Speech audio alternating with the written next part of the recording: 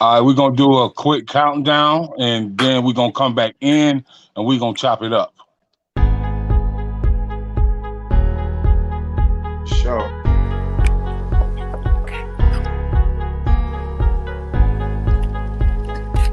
We live on Facebook now.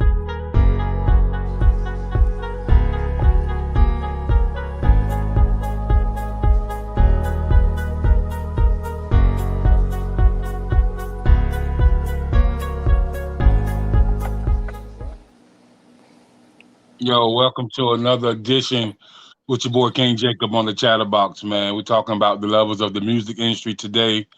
I have a star-studded cast with me today. I have Miss Harmony Jones, I have BK Cashmere, and I have Big Frank in the building. So I have, New York City. I have Dover, Delaware.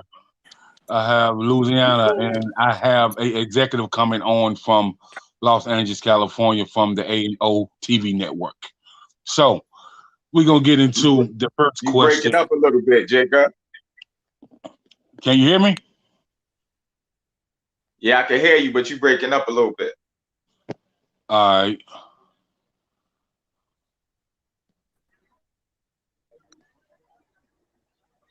All right. So, welcome, Nico, welcome, and we have Nico out of Atlanta, What's Georgia. happening, guys?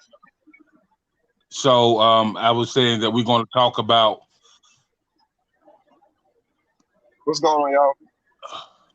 Okay, we have Miss Benetra on the line as well. So it's a cast of us, man. So I'll run the cast down again.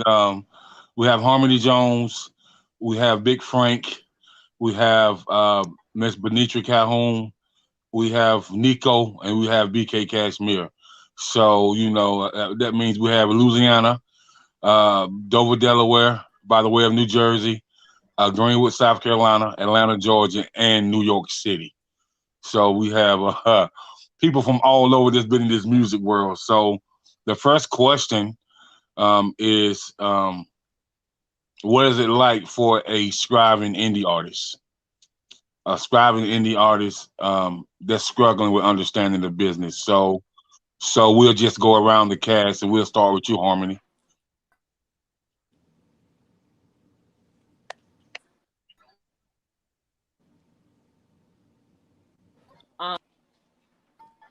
I didn't quite hear what you were saying. Pretty bad. Can you repeat what you just said? Okay, I said we're gonna talk about the scribing indie artists and what's the struggles to enter the music business when you're, scribing to enter business, and it's kind of hard for indie artists, because a lot of indie artists don't have much. You might wanna back up from the mic, Jacob. It's breaking up. It's breaking up. You can hear me now? Yeah, we can. I can hear you now. Okay, then. So we're talking about describing indie artists. How their indie artist struggles understanding the music business. So, and all of you guys have been in this business for quite some time, and so we'll start with you, Harmony. Striving to be the best artist that you can. So, what are some struggles as an indie artist that you faced?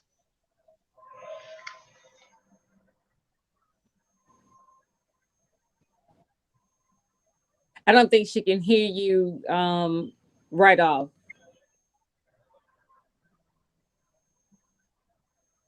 Yeah, it's breaking up. It sounded a little robotic. Okay. So y'all can't hear me clear? Can one of y'all just Yeah, repeat? I can hear you. I can hear you. I can hear you. You good? You good on my end? Yeah, because I have perfect signal. So so we'll just go back to the question, and we'll start with you. We'll start with you, Big Frank, and I'll come back to her. So from the music business, and you've been in it for a while, and you what are the struggles of ascribing indie artists? Notoriety, trying to get attention towards your art, you know, it's always when you make a record, you want the world to hear it, then you start feeling unsure, like, will they like it? Are they going to receive me? You know, it's a lot of pressures in regards of being an artist, especially indie, where, you know, you got to overcome that. You got to overcome that because, you know, one of my secrets is I write my songs about one person. That way, when that one person hear it, if they like it, my job is done. It kind of don't really matter what nobody else think. You get what I'm saying? And what it does is it alleviates some pressure or, you know, just some emotions that could be tied towards that record and release. Okay. Okay. Interesting point, but you know, with that being said, it sounds like you figured it out over the years, and it sounds like that you continue to do what's working for you. So next up, we have Miss Benetra Calhoun, and so ascribing indie artists, the struggles. You know, what is your take on that? Well, I'm gonna piggyback off of what he just said. Now, when it comes down to us or myself as an artist, you know, yeah, when we step into the studios and we wrote that song and we're recording it and we just know that it's gonna be a hit. But at the same time, you know, when getting out there and market it and push it, you know, everybody doesn't have a team. Okay. And when you're working hard and you seem like you're by yourself at some points trying to get that done, what you needs to be done and step through some doors, you know, it can be pretty hard, you know. But my biggest thing is just don't give up. Okay, and so Nico, you know, from what Big Frank said and from what Benitra said, you know, I want you to go in and chime in on that. You know, describing indie artists and how you overcome those struggles. I mean, me per se, like you said, like she said, you know, with me, it's basically short staffing. You know what I'm saying? Being that, like, you could be an artist, you know what I'm saying? You go so hard, but sometimes the majority of your team don't go as hard as you. I mean, you're supposed to go hard anyway in your craft. You know what I'm saying? You know, you're supposed to be like the one that goes the most hardest in your craft.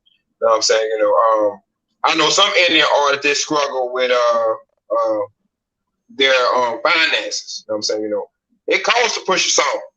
It really costs to push a song. You know what I'm saying? That's why I got like different businesses. Like me, I own a limousine service. You know what I'm saying? In South Carolina. You know what I'm saying? I brought through limousines to you know, so that can have leverage.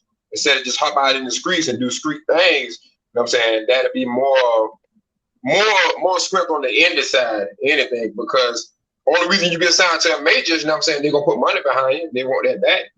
You feel me? So it's more so with me, the struggle is more so being short staffed with people. You know what I'm saying? Because people gonna come and go. When you're indie, people gonna come and go. In the majors, they have people already in line that's gonna help you. This is their career, their platform. You know what I'm saying? You know, when you first start out as an indie artist, you know what I'm saying, you're gonna go through your family members, homeboys, people you grew up with. You know what I'm saying? You know, you're gonna find people that's gonna betray you, all that other stuff. You know what I'm saying? That's just the struggle of being an indie artist. Word. I can dig that. I can dig that. BK Cashmere, NYC, man. You know, I can remember, you know, the first video you let me see, and we talking about some years ago, man. And I can remember, man, you talking, man, when you just had did the joint with I think it was Paul Kane and Mano and all them guys. So and that's what, like, what, 12 years ago? Yeah, something like that, maybe. Yeah, about 12. Word. So, you know, describing indie artists and overcoming that struggle, what would you have to say on that particular statement?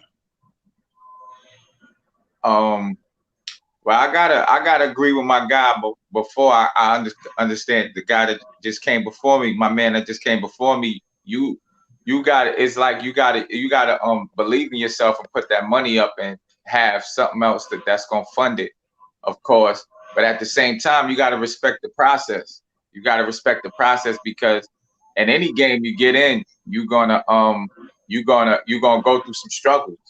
Even when you up, you know what I mean? It's nowhere else but down. You know, all artists go through that. Even the Fat Joes, we seen artists that's up that we see that's down now.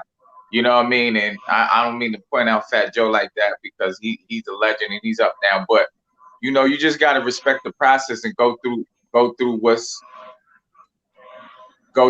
you gotta go through to get to where you gotta go. You gotta be ready. This game ain't for the weak, so you got to be ready to stand tall with anything that's gonna come in your way, and be ready to respect the process until you get to your goal. Word. Okay, so much respect to all of you on the panel. So, with that being said, we're going to talk about the art of songwriting, and it is an art to songwriting. And so, as a artist, as far as that goes, so we're gonna go around the panel again.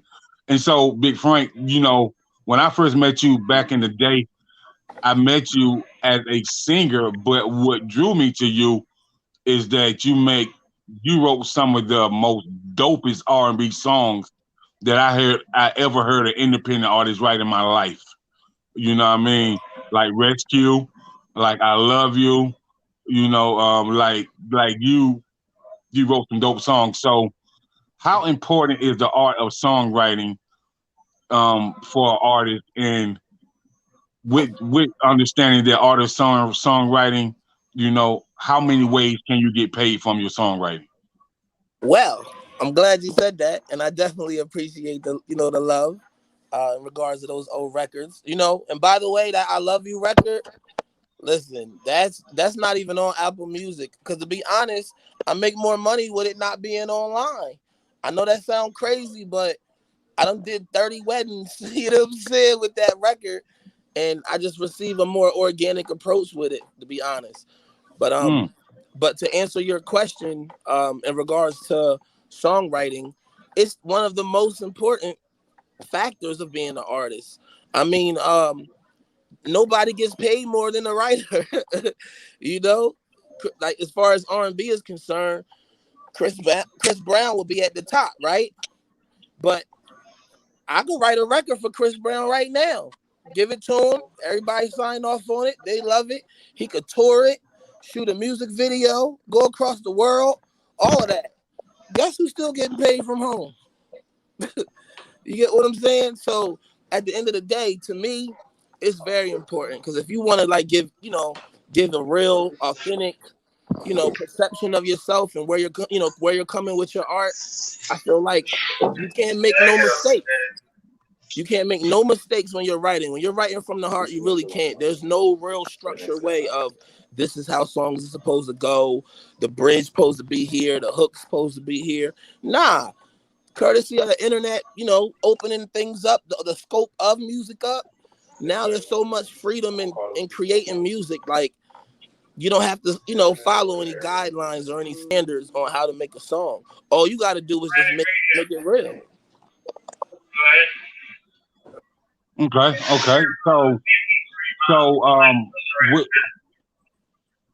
Okay. Is somebody got some background noise? Somebody does. I don't know. That's all cut out right now. I just killed the fam. My other buddy over here, he loading up. He ain't got that iPhone 12. Okay then. All right. You wildin'. But with that, understanding that artist songwriting and how you can get paid off that songwriting, Big Frank, man, that's dope. So that's another way that artists don't really like. An artist just play the back. A lot of artists just play the background, man. They don't even put music out. They just write for other people, and that's all they ever do. You know what I mean? They don't even want to be in the limelight. They just want to sit back in the studio and write for other people. So with that being said, that's how you can get paid. But why? For what? You know why it's like that? It's like that because when you're an artist, you're borderline a court jester. You get what I'm saying? You're borderline entertainment for the night. You make us laugh. And you ever go to a barbecue and one of your family members know you rap or sing? What they say? Let me hear something. Do it right now. Let me see. On demand. And they do that because that's your role. All right. Word. Okay, so with that being said, Frank, you know, appreciate that, man, and we gonna go ahead to my man Nico. Nico, so how important is that craft, man, when it comes to understanding the art of songwriting and how you can get paid so many ways off songwriting?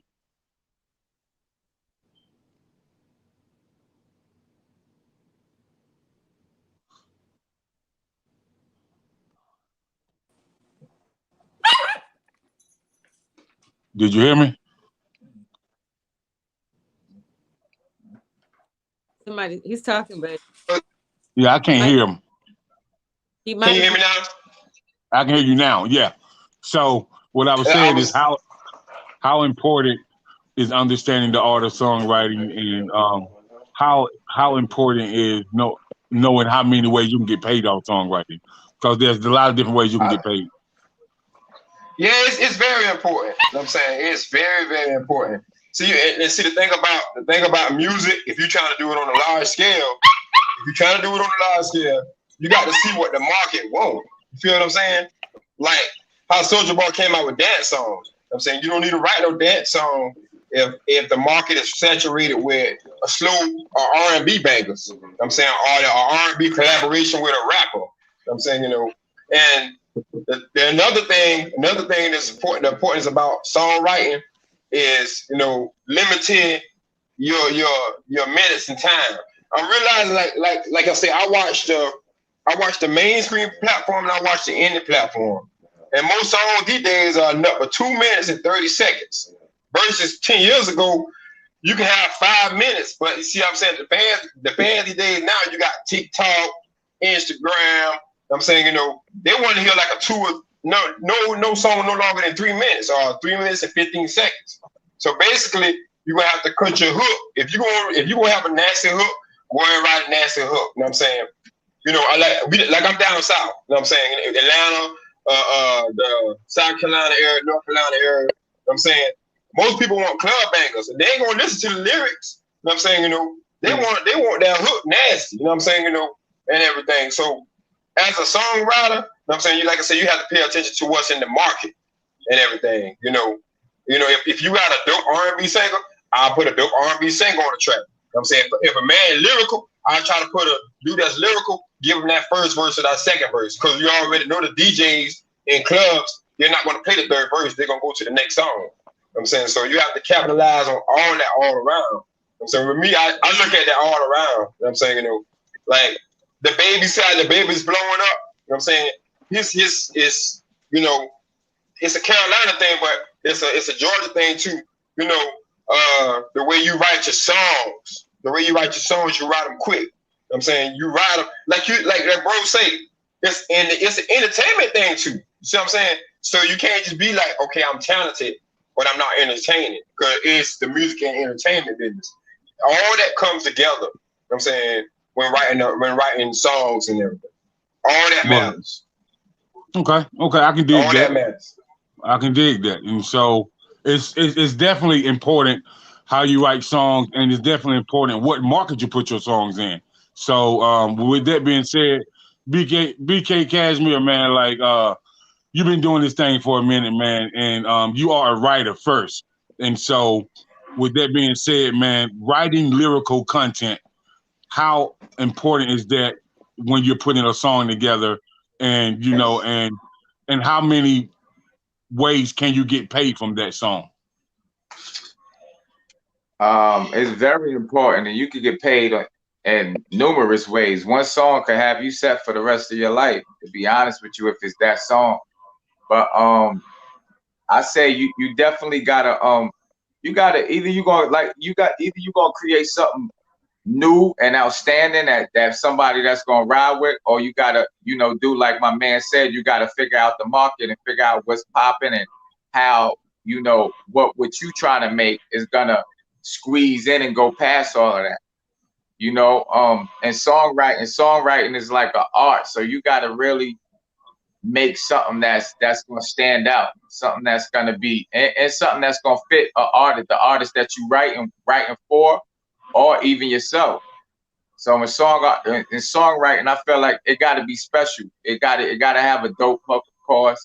It depends on where you're trying to go. If you're trying to get industrialized, or you just trying to make a record that's gonna fit a certain lane. You know what I mean? So you just gotta. I say it depends on the artist. It depends on the market you're trying to hit, and it depends on the songwriter. Okay, I can dig that. So harmony, we was talking about the art of songwriting and how many ways you can get paid, and what market that you would put the song in, once you get through writing it. So, what is your take on that? For me, as an indie artist, when I started writing songs and I moved out to Atlanta, I didn't really know how to get my songs out there. So I started acting, and I would run into a lot of playwrights, and they're looking for songs for their productions, and I'm like, well, shoot, you can use my song, but not really understanding, how the process would go. So I would just be ready and willing for anybody to take my music and put it on their platform. So that's initially how I started to try to put my songs out other than just on a record. I would do stage plays and somebody would sing the song live. So that's initially how I started out with my music and trying to get it out there on different platforms. And right now I'm going through the process. Like, I don't know if I'm sure you all have heard of Taxi, and trying to get it on different platforms other than your local stage plays or your Tyler Perry type production. So that's kind of the route that I took initially when I started writing songs and actually trying to get them outside of my album or my project. Okay. So, boss lady, Benetra, now, you wrote songs for stage plays. You wrote songs for music festivals. You wrote songs for church events. You wrote songs for Southern soul events. And so the art of songwriting is definitely important. So with you understanding the art of songwriting, tell them what was your process when you first understood that you could write great songs and that you can get paid from your writing. Looking at it from I have some, but from the gospel side of it, it's so many different things. All of it has one big thing. We're all wanting to give, or we all want to be paid from it. And besides the stage plays and besides on our albums and CDs and whatever else we got going on, people don't think about television, movies, being able to submit your music to those different entities to be able to also have it vetted in chance that it may actually end up in a movie or end up on Disney or whatever else, there are so many areas that we can actually place our music in. And the thing is, we need to shop it. Some people don't think about shopping their music. They're only thinking about shopping it to get it played on radio and not thinking of the big screen. Your music can be on that just as well. And and then being able to be a versatile writer, and I'm grateful to be able to do that, because whether it's country, jazz, R&B, Southern soul, gospel, being versatile makes a difference. And also not being afraid, that odd person. We always talk about being able to put music directly into whatever category, not understanding you would probably get noticed more by actually being a little odd in it, not being directly alike everybody else. Yeah. You got to have that one example, that something about your what you wrote that's different. Okay, but then don't get me wrong, we still want to be able to adapt and be able to please or actually capture the ones. Like, I did a song called Don't Make Me Come and Get It. And it's for the ladies. It's from that perspective, but the person it attacked and really caught their attention was the guys, because the first thing they said was, "Yeah, come on and get it." So it's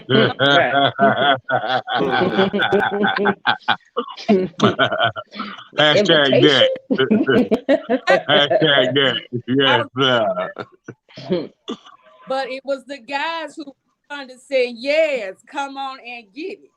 So the thing about it is to actually you're setting for one audience, but at the same time, you got to know that there's way more than just this one set that you're looking at. So when you're writing, it's that hook needs to be slamming. It needs to be what's gonna capture. It's gonna be that very thing that even yo think about this. I know y'all have all done this. Have you ever had that song that you just hated? Yeah. Okay. But Yeah. get I rid of it, love. still in your head, and you're still thinking about it. Because I'm not gonna be funny. You know, a lot of people was like, "Man, I didn't want to hear refill." People kept saying, "I kept hearing that. Can I get a refill?" And before you know it, a lot of people say, "I don't want to hear that no more. I'm hearing it," but you can't help but continue to say, "Okay, can I get a refill?" You still bar. Can I get a refill? That is gonna be that hook. It's that one piece that's repetitive. So I mean, yeah. But okay. Word. I can dig it. So the next question of discussion is contractual agreements, understanding what's in the black bold print, and understanding that you as an artist should not negotiate your own contract, that you should have a legal team in place. And so what you may see in the bold black print, it may not be understandable to your knowledge of the music business, because these are business professionals that's been in this business before you came out the womb, when you were still in your daddy's nutsack. So they know this lingo inside and out. So so Big Frank, we're gonna talk about understanding contractual agreements and understanding the negotiations of a legal team to make sure that the artist is getting what's best for him in that particular contract, or her in that particular contract. Well, that's a great question. I can only, give my own personal stories, with it or whatever, or experiences with it. But this industry it's tough. You get what I'm saying? I hate to say it, but it's the truth. Majority of it is just who's going to sue who got the money, and who got the money to tie it up in litigation when they lose. You get what I'm saying? That's just the bottom line truth of it. To paint a deeper narrative to it, I wrote 9 songs for a Spike Lee movie called Go Now, right? And they flew me out to LA. They treated me well. Everybody just was, they just was treating me real good. I liked the whole situation, right? Then the guy who was middleman in the situation, he took me to a studio, which was G1 studio, and G1 is DJ Quick from Cali, the legend. DJ Quick, that's his little brother. So he listened to my music, he loved it. He just was like, "What you doing out here?" I'm like, "Man, I'm out here just trying to sell these songs to Spike Lee." You know what I'm saying? I'm trying to get to a bag. And he ended up pairing me with Faison Love and Big Worm from Friday. He he gave me some real good pointers, and he pointed one thing out to me. He's like, everybody's such in a rush to build their team as far as videographers, managers, road managers, stuff like that. But what you really need to be concerned with is who's handling your legal aspects. And at first, I was young when this happened. So I'm just like, "Oh yeah, I got a lawyer. I ain't worried about that." And they're like, "No, you really need a lawyer, like an entertainment lawyer who could specialize in the state that you live in, these details, that's within the contract." So to make a long story longer, I had 2 options. Either I could, walk away and take my songs with me, or I could go ahead and let Spike Lee use the songs and end up just suing them later. I decided to walk away. Now, the reason why I decided to walk away is because I didn't want to jump in the game as the guy who sued Spike Lee to get on. You get what I'm saying? Because Spike Lee didn't have anything to necessarily have anything to do with that initial business of the score. But like Miss B said, there's a lot of money in sync licensing and, you know, getting your record placed with, you know, like movies. So I just didn't want to blow the opportunity. But when I went out there, I gained so much networking situations. Like, it was just the ride alone was worth it. And I just decided, as the artist that I am, if they like these 9 songs, they gonna love what I got next. And I just decided to take the high road on that one. But with those personal experiences, I can honestly say, you got to get your legal team together. You need somebody who can advocate for you in your state, who can tell you what it is, and you have a lot more leverage to demand things. And I think that's very essential for all artists, especially right now in this digital world. All right, so appreciate that, Big Frank, for you dropping those jewels. We're going to take a quick commercial break. This podcast is sponsored by Unique Blessings, nonprofit organization out of Charlotte, North Carolina. And we're going to take a quick commercial break, and we'll be right back at you.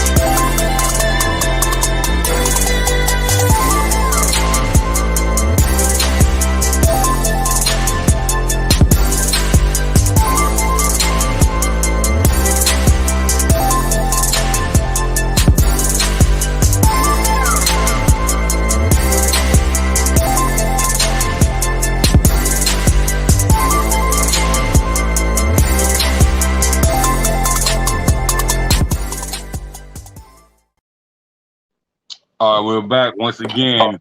That was the commercial for my nonprofit that I belong to. I sat on the board of directors, Unique Blessings Nonprofit. You can contact us at www.uniqueblessings.org. So we're moving right along to my man Nico. We was talking about contract negotiations, Nico, and understanding of what's in that bold black print, and understanding that you need legal counsel to really understand how this contract can benefit you as an artist. So what would be your take on that? Yeah, you got to have when it comes to them contracts, there's a lot of clauses. I'm saying, so you got to have a legal advisor. I'm saying, you know, like me. You know what I'm saying? You got a person like me and a person like other artists that's coming out the hood. You know what I'm saying, you know, you got these people, you know what I'm saying, these big sharks that's bigger than you on this corporate level will take advantage of you, you know what I'm saying, when you making big records, you know what I'm saying, you know, about the point system and just, you know, knowing what you're doing can get you hurt. Definitely. You know what I'm saying? So you definitely got to have a legal representation and everything, you know. Like with me, I'm learning that now. You know what I'm saying? As we speak. You know what I'm saying? Even on a major level. Because right now me and Tupac producer, we got like 3 songs out that haven't dropped yet. You know what I'm saying? You know, from Gary, Indiana. You know what I'm saying? Tupac multi-platinum producer, Mosey from out of Gary. You know what I'm saying? You know, even he telling me, you know, look over the paperwork and everything, you know what I'm saying? You know, he got me plugged in with Morris Day. Everybody know who Morris Day is, you know what I'm saying, with Purple Rain and Prince and all that. You know, it's like the bigger I get, the more I'm understanding that this is just straight up business and music is just a product. Everything is a business and this is a product and everything. And, you know, and if you don't watch your paperwork, you know what I'm saying, you know, like I know a lot of artists that didn't watch their paperwork, they signed to a major, you know what I'm saying, but they don't have the money to show for it. They got the recognition and the fame. You know what I'm saying, but I'm in this to feed my family. So, you know, I'm watching over everything. You know what I'm saying? You know, at the end of the day, being famous is cool. But at the end of the day, if I can't go to the Bank of Wells Fargo or Bank of America, and I don't see no commas behind that, you feel me? You know, that mean that I done got it on the low end. You know what I'm saying? They done got me. You feel me? They done got me, like, you know, it's very important to watch all your paperwork. Very important. Right. For sure. You definitely gotta watch that paperwork. That's why we're really having this discussion on this podcast, because I consult for a lot of indie artists, man, and I've looked over some contracts, man. Like some of those contracts I see, man. My 14-year-old niece could have negotiated a better deal. So, you know, with that being said, we're gonna move right on to BK Cashmere. Cashmere, you seen a lot of contracts, bro. Like, you've been doing this for a minute, so understanding contractual agreements and understanding negotiating those contracts take legal counsel. So, what's your take on that statement? It's the end all be all. It's the whole game. That's what it's all about. At the end of the day, is if your business ain't right, you in the wrong business. Especially in this business, you know, I done had to leave situations that would have got me some real good money, but I had to leave it because it was gonna ruin my reputation and it was gonna hurt me further down the line. And I know where I'm trying to go with this game. It was gonna hurt me to be on this channel with you and still doing what I'm doing. You know, getting in deals and being in production. I was signed to a production label called Manhood, which is still bugging. They still doing what they doing today.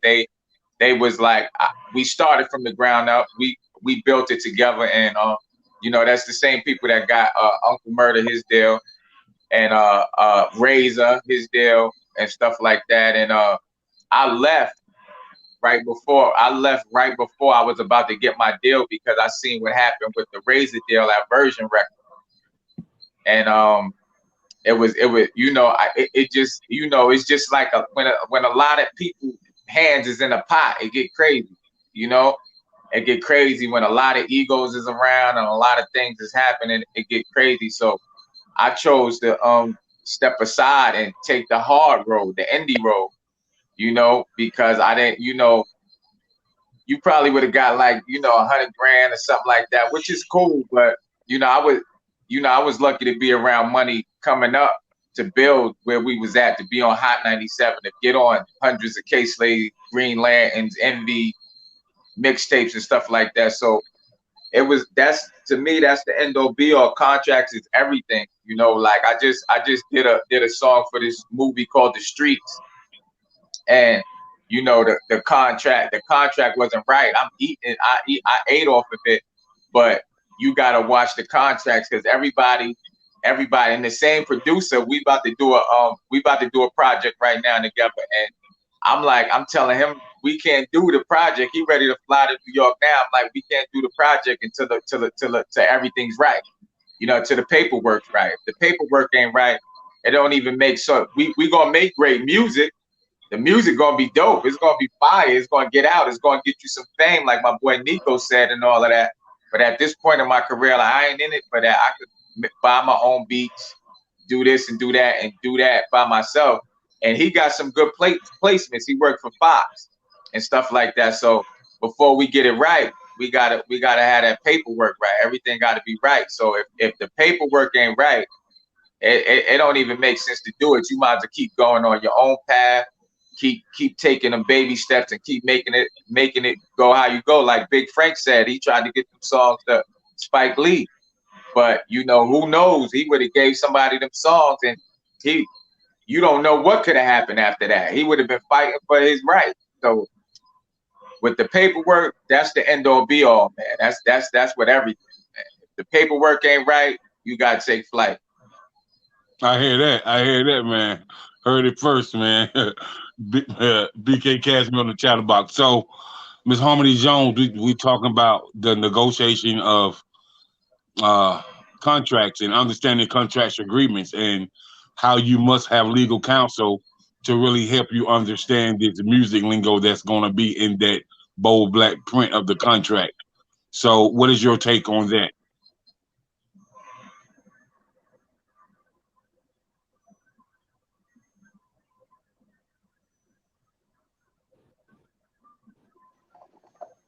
Can you hear me?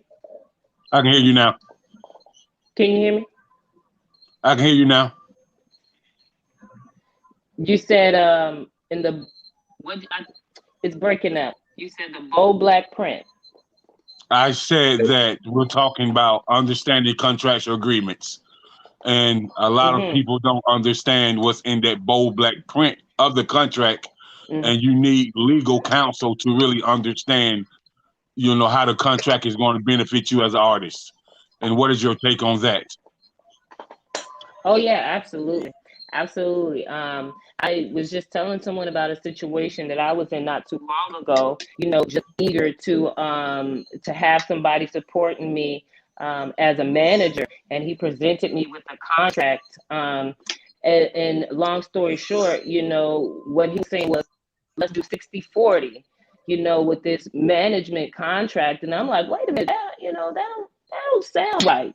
Like, so you getting 60% and I'm getting 40%, and just from that, I definitely don't need legal counsel to understand that's ridiculous. But for somebody else who may be really eager and wanting to be in business and want somebody to represent them and want to have their back, it might be something that they'll jump on just to have the opportunity, or just to be, to get an in the industry. But I think just for those circumstances like that, you definitely need somebody, behind you to be like, yo, that's bogus, because there's a lot of people that are who are hungry, who are willing to just take anything, and they get bamboozled, and they get burnt out and say, I don't want to do this anymore, because they just don't understand, the verbiage in the contracts, and it's just that easy to be taken advantage of. Yeah, so it's Well, important. okay. It's absolutely important. Yeah, but it's definitely absolutely important to have legal counsel no matter what the contract is, because a lot of Yeah. times when people see that you have legal counsel, their whole attitude will change. You know what I mean? And they want to renegotiate something that they were saying Right. in the contract. They want to slide back. So, Yeah. with that being said, legal counsel is important. So, Legal counsel is automatic, man. If you ain't got right, legal counsel, if you ain't go to school for nothing like that, then right, right, that's right. like the end all be all. Right, You know? That's right. That's right, right. right. So, Miss B, the same question applies to you. We're talking about contractual agreements and understanding the negotiations of contractual agreements, and understanding that you must obtain legal counsel to really understand what's in that bold black print. Well, I want to look at it from a whole nother perspective of contracts. When you're looking at contracts, for all of us who are going into studios just to record, and you may be going in with your buddy, and they may be doing your beat, say, versus you. And, and believe it or not, folks, you need contracts, even with that. Because when it comes Right, down to that publishing right, when it comes down to the composition, far as who wrote what lyric, what came in where, you got to do it. You have to, even with your boy, with your girl, whoever it is that's doing music with you, all the way down to when it's going to come to your royalties. You need contracts with the people that you are interacting with that music itself, because so many people, you're so easy and eager to get into the studio, you're eager to get on stage, but you haven't thought about your music far as the publishing, the performance fees that you can get. Um, you can sign with a company, and all you have is what you sold out your or show. So what I look at is contracts overall is just period, music industry, period, all the way down to just when you're just doing, well, backyard, house, what just your music, you need country. If we I got the song, I love it, do it. And then when it's time to get down with copyright, if you don't have a contract in place, a whole lot of stuff get done from you or you miss out on. But the thing is we don't have the classes that everybody needs to be taken to know really the inside of the music industry in regards to the contracts. At least we're not taking them anyway. Well, I mean, That's just, when it comes to when it comes to this music industry, I can tell you that I am self-taught. I can tell you that I've read many articles, I've read many books. I've went to, different people offices out in DC, out in Miami, out in Atlanta, out in NYC. I've made some valid contacts, and I've had some mentors and some coaches, and I can just tell you this. you start this business though compared to some get in just because, man, you heard my stuff on the radio and they're missing all the other part of it. Yeah. You feel me? Right. But you got the mindset where, you know what, I'm gonna learn this business because it's business. Whether you can be heard, seen, or whatever, it's still business. Right. Right. So go ahead. So okay, now when it comes to that right there, Miss B, understanding the business and understanding that it's 90% business and only 10% music is going to save you a lot of headaches. It's definitely going to save you a lot of headaches. And then I ask artists all the time, I say, why are you so afraid of paperwork? Why are you so afraid of a contractual agreement? It's not going to bite you and give you a disease. I say, so Maybe. if you don't like what's on the contract and they like who you are as an artist and they like your brand, then you have the option to renegotiate the contract while you're right there in their office and tell them what you would like. Tell them what you would like in the contract, what you don't want in the contract, and and you can break down your percentages. But you got to understand the business and know the business to break down the spreadsheet of percentages. They'll break down the music license between you, you as the songwriter and the engineer, because on the song, if you record it in that studio has a timer. So the engineer can keep up with everything that ever came through his booth. Mm-hmm. So therefore, you do need a contract with the engineer as well. And you need to have I tell artists, if you're not an artist that's already making millions of dollars, you don't need a manager. You need an entertainment consultant to work for you. You need a lawyer and an entertainment consultant. So you need what you call an A&R consultant who's got relationships with Sony, Virgin Records, just all the major labels, who's got relationships with Paramount Pictures and Lionsgate Films. He's got relationships with music supervisors, people that do movie scores. So a lot of times I tell artists, especially if a singer, if your music is not popping, man, get with you a club owner and do you some Temptations covers, bro. And you and the club owner work it out where he keep half of the door, you keep half of the door. And by that time, you got you a show every Thursday night, or then you got other people booking you for birthday parties and wedding anniversaries and this right here and this right there, but all you doing is cover tunes. So when your music comes back out and they know you can do these covers, they're gonna go ahead and go to Spotify and iTunes and they're gonna copy your music because they are already seeing you live and they know that you put on a good show. So you got to be smarter than your fans. Can I add to that, Jacob? Go ahead, man. Well, in regards to the management, the real reason for management is bookings. Just to be totally honest, It removes you having to deal with the emotions of the artist. You know, if somebody want to book me for a wedding and they're like, you know, what's my fee or what's, you know, whatever, and I ask them what's their budget. If I tell them, okay, well, within the tri-state area, I need $1,500. Well, the first thing they're gonna do is, you know, look up for content online. They want to see if I'm worth that $1,500. They want to see my fan outreach. They want to know those numbers, but they're not going to want to tell me as the artist, nah, we don't think you're worth $1,500. We think you're worth 12 or 1,000 or whatever the case may be. But when you deal with the management, you know, pretty much it gives it just that safe, sweet spot, and it allows you to do business as such instead of dealing with the emotions of the artist. And also to follow up what you said, you know, just as far as with the music, it could get rough if you let it. I feel like, you know, because I produce, songwrite, and I'm an artist, and, you know, vocal train the kids or whatever, I look at it like I know my passion supersedes all of that.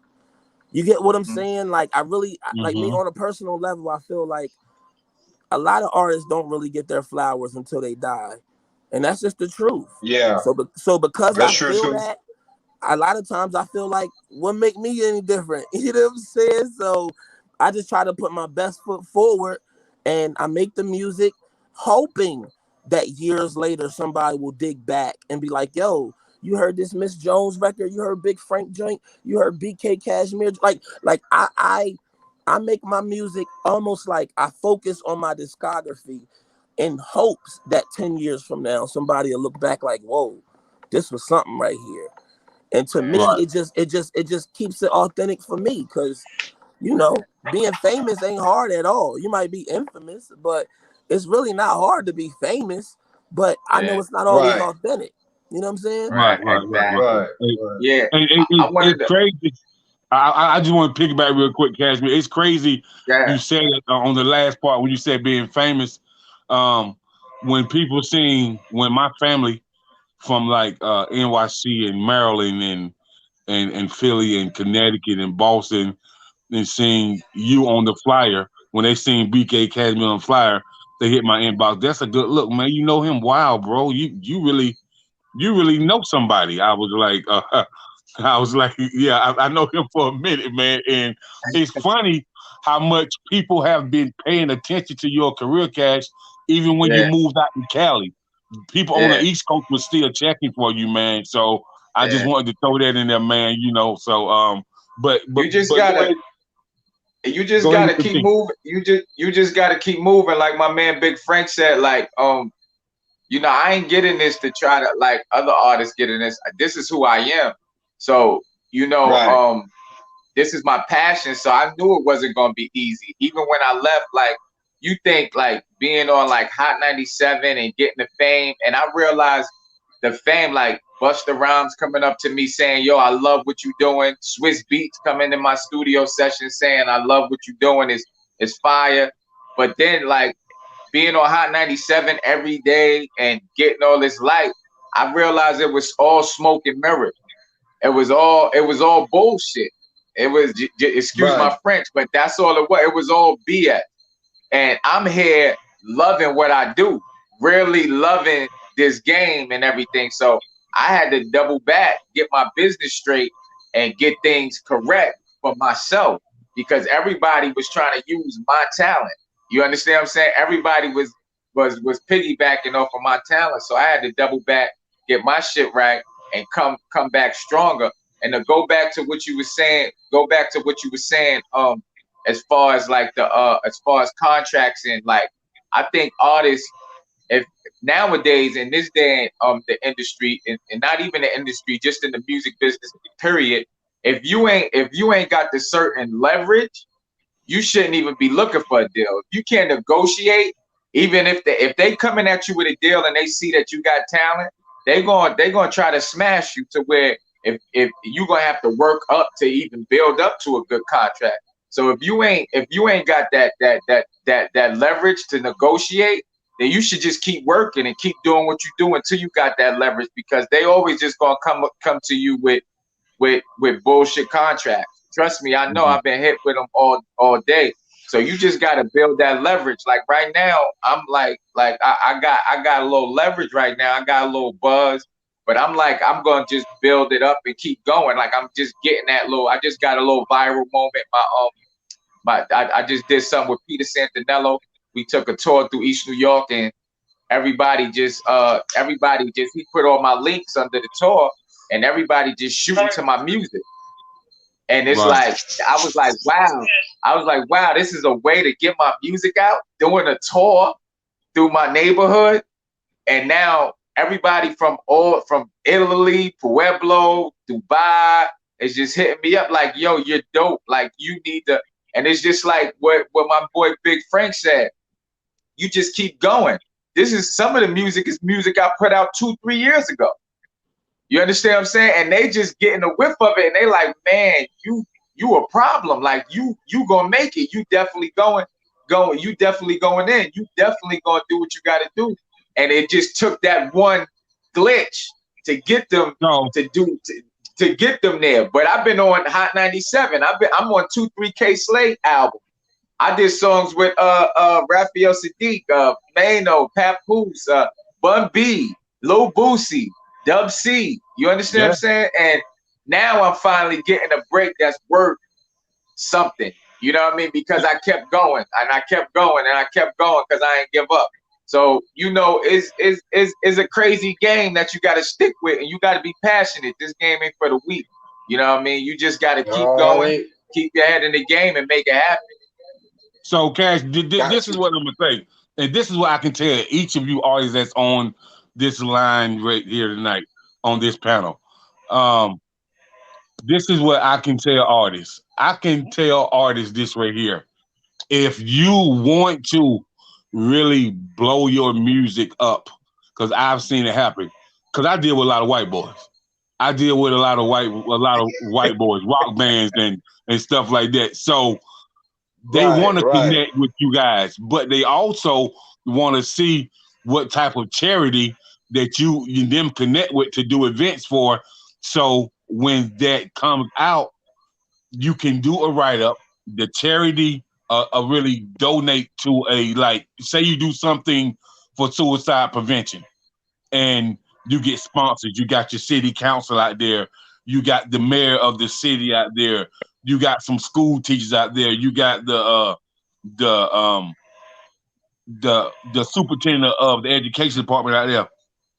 But you still doing raw, uncut, but the music is clean. But the people who you wouldn't normally touch, you're touching, and they're enjoying the music. And so I tell artists all the time, if one thing don't work for you, it's always an alternative, man. And music is universal. So if you speak a musical language, then even though you don't listen to that type of music, they're gonna want to bond and do, because it's a new market for you to get in their territory, and it's a new market for them to get in your territory. So it can coexist together. And so, you know, I tell people that all the time. It's funny you should say that, because the people that's gravitating me now, they from all over the world, and a lot of them is Caucasian. They Caucasian, or they're Spanish, or they Asian, and I'm like, dang, I must have been trying to hit the wrong target, because my people, they don't look at you until you blow up. You know, they don't look at you until you sign to a record label or something like that. You know what I mean? Or everybody in your neighborhood is after you. But 9 times out of 10, if you coming up with those people, they gonna kind of, they see a lot of jealousy, especially if you ain't doing it how they doing it. Especially if you ain't putting out the type of music that gangster music, or, you know what I mean, flowing in they type of vibe. So when I see all of these other nationalities clinging to my music like how they is now, like my mentor told me, he said he gave me a lesson with Tina Turner. I ain't gonna be long-winded, but he gave me a lesson with Tina Turner. He said, you gotta perform for your people. When you perform for your people, you be yourself. But when you perform for other people, you gotta conduct yourself in a certain manner, in a certain way. And I did that on that interview with Peter Santinello, and people went to look for my music off of my personality, off of who I was. You understand what I'm saying? They went to look at my music off of what I was, and then when they got the music, that was a bonus to them. You understand what I'm saying? So what you were saying, like, is many avenues to get your music out there. I would have never thought a tour through my neighborhood, people checking my personality would have my music shoot up the way it did. You know, it's been crazy, and you just gotta use different avenues, because what I learned from doing music is that music opened up so much other doors for you. Doing music opened up so many doors. If I wasn't doing music, I couldn't live the way I live and open up other avenues for myself to eat. And open up so much. I get so much love off of doing music to where I could travel here. You know what I mean? I done been halfway all over the world: Japan, Indonesia, Tanzania, Africa, doing music. But it opened up other things for me that helps me eat even more than music. You know what I mean? So, so Cash, you know, I've been knowing you for a while. So I remember when you had the agent, when you just came back from Japan and all that. So I mean, we could go into all that, but this is what I'm gonna say to all of you people that's on the line right now. It's a music that's taking its course, and it's called cigar lounge music, because there's a lot of cigar lounges that's opening it up, and they want their easy listening music. You know, Okay. just like the cigar lounge, you might hear them playing the Erykah Badu and Common song, or you might hear them playing you know, a song maybe like a LL and J Lo. So when I hear hip hop artists say, "Oh man, ain't nobody gonna listen to Cool J, he too soft," I said, "Man, listen, bro. If you think Cool J soft, and if you think people don't still love ladies love James Todd James, you know what I mean? LL Cool James. If you think they don't still love him, and he's about 160 years old and still look like he's 25, you know, I said something is bad wrong with you, bro. So that cigar lounge music, that coffee shop music, man, it do numbers, because those are the type of songs that you will hear on Lifetime or Bravo, or you know, or you might hear those type of songs in a coffee shop in the background of a soap opera or something like that. So, you know, I just feel as musicians that you guys have to do all type of music, man. You know, like I tell people all the time, if you knew how many songs that T-Pain and Jamie Foxx write for country artists, you would be scratching your head, bro. A lot of songs. Wow, yes. That's crazy. Yeah, man. So, the last album that George Strait put out, Jamie Foxx wrote like 4 or 5 songs on that joint. You know, so but I would tell you guys, man, just keep it going, man. You know, that songwriting, that music licensing, be connected with the movie scores, and just connect. And the reason I brought all you guys on this podcast together, see, I am a mastermind, a genius. So I brought all, because y'all are from different sections of the world, of the globe. Right. So and that's why I specifically tag everybody's name and drop everybody IG on the post when I tag all you guys in the post. And that post is for you guys to network, to work together, to build something. You know, you might go to Delaware, see Big Frank. Big Frank might come to South Carolina to see Miss B. Miss B might go to Louisiana to see Harmony, and Harmony might go to Atlanta to see Nico. You know what I mean? Well, you Jacob, know, so it's Jacob, a whole vibe. I want to add to that. Then I'm glad you said that. Yeah, you definitely got. I want to give a public, because I know we live. I don't know where we at, but we Facebook, Twitter, and the internet world. But I want to give a personal invite to everybody who's on here. Y'all know as far as with Delaware, we don't really got too much besides being tax free. But we also just booked the Firefly Music Festival in Dover, Delaware. So Okay. I always tell people, I don't care what your product is, if you got 100 broccolis, you're gonna sell the most when it's physically 100,000 people to do it to. You know what I'm saying? So I want to give a personal invite. September 23rd. We're doing the Firefly Music Festival. I got my own stage. We selling food. We vending. You know, I'm just doing it all the way around the board. But I want to personally invite all of y'all. Like, we're definitely gonna link up after this. You know, after this chat. And I'm gonna, personally send y'all my number and my information. Jacob, you already know it's all love with me and you. And yes, sir. You know, we just gonna get it. I really feel like it's a good opportunity. It's one of the biggest festivals on the East Coast. You know, granted behind Made in America with Jay, but as far as with us, AEG just picked it up. And if you know anything about the festival, you know the festival world, AEG is like, they're the bosses. You get what I'm saying? One of the original owners of AEG is one of the original owners of Woodstock. So they run Coachella. They run, you know, a lot of the, like Bonnaroo and all of that. They run a lot of the big festivals. Because of Corona, they're shutting a lot of stuff down. A lot of opportunities been being declined. But to my knowledge, Firefly is still rocking. And like I said, there's a way that we could do it safe and party and make some good music and have opportunity to make some money. So I just want to put that out there to everybody on here. September, y'all got my personal invitation to Firefly. Well, you heard it first, That's man. Appreciate Big Frank that. on the chatterbox. Yeah, Big Frank on the chatterbox with King Jacob, man.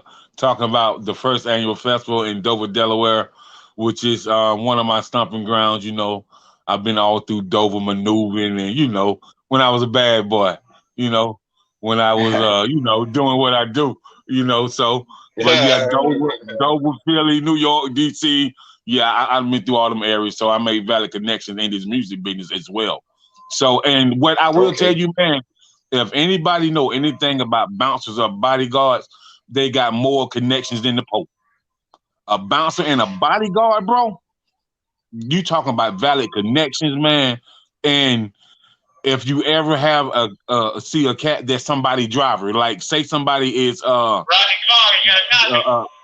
Key Sweat driving when he come to the city, like he got the most, he will have the most valid connections. Cause I met a guy in Columbia, South Carolina, that's been driving for Michael McDonald for over 40 years, bro. And the type of people he plugged me in with was crazy, bro. He plugged me in with all type of film directors, all type of casting directors, crazy. So so them drivers and them bouncers and them bodyguards have the most valid connections. So definitely connect with them as well, man. So, but we are out of time, man. I want to thank you guys for tuning in and being with me, and I thank the audience for tuning in, and I thank the panel for coming on, man. And it's been a star-studded event, man. And for those who didn't know you, they know you now. As my man B.I.G. said, if you don't know, now you know. You know what I mean? So, so y'all have a wonderful weekend. Be safe, blessings. And is there any announcements before we close out? Any other announcements? Yeah, Cash. I got my new. Cash, tell us about the new project. I got my new project, Resilience, that will be dropping September 9th, man. The new single, Death of Mumble Rap, is doing real well. Y'all check it out on my YouTube. Everything's BK Cashmere. Y'all check it out, man. Resilience dropping September 9th, and we get into it. All right, man. So you heard it first, September 9th, man. And I will give each of you your own separate interview on my other podcast. I just had Tuesday, I had Pudgy the Fat Bastard on here from NYC. And you know, he's worked with Biggie Pop, Lisa Left Eye Lopez, he's worked with Big Daddy Kane, Rock M, all the above. So the interview was star-studded. So that new platform is called Big Mouth Media, because I like to run my mouth and get it out to the people. So Big Mouth Media, you know, and that's gonna be every Thursday. So I'll be calling each of you for your own separate interview, one-on-one, to get more in depth about your background, where you come from, what you've been through, and how music has saved your life. Well, can I get this one Right, in? right. What you say? I have the Ladies and Gentlemen in Pink Breast Cancer Awareness Southern Soul Concert October the 16th right here in Greenwood. So y'all come on out. I mean, we're going to have a good time. And I got several bands that's going to be performing. ATL Dream Vision as well as Elevation is going to be performing. Pam going to be coming up as well as Sugar. I don't know if y'all heard of that man, but he's going to be performing as well as myself. So got a lot of different little things going on. And then October the 30th, we're going to do the gospel version. I'm a big advocate of breast cancer awareness. So save the tatas. Yes. All right. Since you mentioned that, you know, I'll definitely be in touch about that event. But on tomorrow, I have the Atlanta, Georgia Fun Size Models, the breast cancer awareness campaign. So they are doing a fun size model runway for the models that's shorter and can't get booked by any agencies and stuff like that. So they doing a runway, but all of the proceeds are going to breast cancer awareness. So I'll be having them on my show tomorrow as well, chopping up about them being a fun size models and how they have not been able to get into the modeling world, but through running a campaign for breast cancer awareness, a lot of photographers and film directors have hit them up and gave them opportunity because they ran this campaign, which I think is remarkable. Yes. So, you know, another star-studded show. Peace and love and soul and the great words of Don Cornelius. See you next time. Peace, family. Peace. Peace. Peace. All right.